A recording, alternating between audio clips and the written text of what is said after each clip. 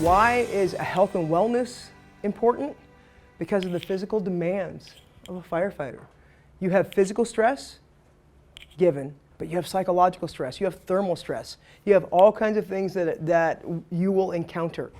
And that's another reason why we added in the mental health parts of it. Because shift work, if you're not used to shift work, you'd be amazed at how that can throw some stress into the loop of things as well.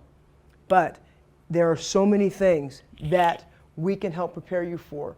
But if we do not prepare you mentally as well as physically, then we're not doing our job.